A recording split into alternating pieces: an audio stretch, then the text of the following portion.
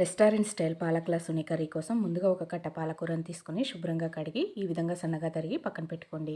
ఇప్పుడు ఒక కళాయిలో 1 టేబుల్ స్పూన్ పల్లీలు, 1 టేబుల్ స్పూన్ పుట్నాలు వేసుకొని వేయించుకున్న తర్వాత మెత్తటి పేస్ట్ పట్టుకొని పక్కన పెట్టుకోండి. ఇప్పుడు అదే కళాయిలో 1 టేబుల్ స్పూన్ నూనె వేసుకొని వెల్లుల్లి, పాలకూర, ఉప్పు వేసుకొని పాలకూరలోని వాటర్ అంతా ఎగిరిపోయేంత వరకు ఉడికించుకోవాలి. వేరొక గిన్నెలో 3 టేబుల్ స్పూన్ల నూనె వేసుకొని జీలకర్ర, ఎండుమిర్చి, ఒక 10 వరకు వెల్లుల్లిని కట్ చేసుకొని వేసుకోవాలి. ఒక ఉల్లిపాయను వేసుకొని బాగా ఫ్రై చేసుకున్న తర్వాత ఇప్పుడు పావు టీ స్పూన్ పసుపు, రుచికి తగ్గట్టుగా ఉప్పు వేసుకోండి. 1 టీ స్పూన్ ధనియాల పొడి, అర టీ స్పూన్ జీలకర్ర పొడి, 1.5 టీ స్పూన్ల కారం వేసుకొని మసాలాలు 2 నిమిషాలు ఫ్రై చేసుకోవాలి. ఇప్పుడు కట్ చేసుకున్న 2 టమాటాలను వేసుకొని టమాటా ముక్కలు అనేవి లేకుండా మెత్తటి గుజ్జులాగా అయ్యేంత వరకు ఉడికించుకోవాలి.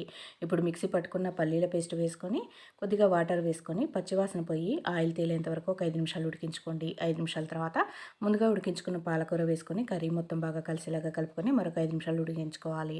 ఇప్పుడు గరం మసాలా వేసుకొని స్టవ్ ఆఫ్ చేసి వేడివేడిగా రైస్లోకి, చపాతీలోకి సర్వ్ చేసుకోండి.